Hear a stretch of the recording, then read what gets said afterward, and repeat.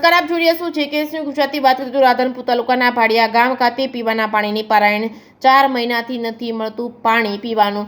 મહિલાઓને ગંદુ પાણી પીવા માટે મજબૂર બન્યા છે. સમગ્ર વાત કરીએ તો રાધનપુર તાલુકાના ભાડિયા ગામ ખાતે રાધનપુર વિસ્તારમાં પીવાના પાણીની પારાયણ સર્જાય છે. પાણીના એક બેડા માટે ગામ લોકો મારી રહ્યા છે વલખા.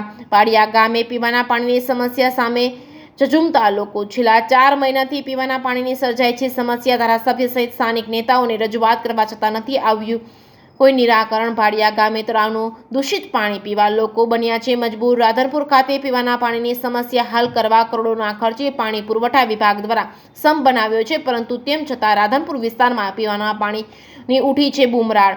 પાટણ લોકસભા કોંગ્રેસના ઉમેદવાર ચંદનજી ઠાકોર ચૂંટણી પ્રચાર પ્રવાસે જતા જ ગામ લોકોએ કરી હતી રજૂઆત.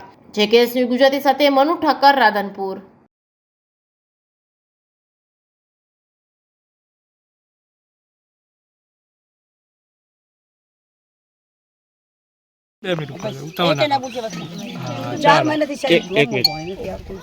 શું નામ છે અને કયા ગામનું? ભાડિયા જસીબેન મારું નામ છે. શું સમસ્યા?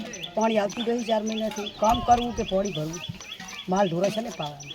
અત્યારે પાણી કેમ અત્યારે પાણી છે જ નહીં. આ ગામમાં તલાવડામાં પાણી સારું છે નહીં. અમારે શું કરવાનું? તો અત્યારે ગંદુ પાણી ભરે તો એ ગંદુ પાણી ભરી જવું પડે. અમે શું કરવાનું? બીમારી શું માગણી? શું માગણી? પાણી મેકો ને અમારા ગામમાં તો ઘરે ઘરે પાણી ચકલા માગે બસ. અમારે બીજું કોઈ માગણી લેવી નથી. પાણીની જોડે દાદા પાણી 4 મહિનાથી આવતું નથી. અમે લવેજી ધારાસભ્યને રજૂઆત કરી, ભાવાજી મંત્રીને કરી, પુરાણા ભરતભાઈ ડેલિકેટને રજૂઆત કરી, ટીડિયા સાહેબને રજૂઆત કરી, તો પાણી આવતું નથી 4 મહિના. શું માગણી? પાણી આવે એમ તાત્કાલિક. અત્યારે તલાવમાં ગંદુ પાણી ભરે, તળાવમાં ગંદુ પાણી પીયા છે તો આનાથી રોગચાળો થાય છે. શું નામ છે?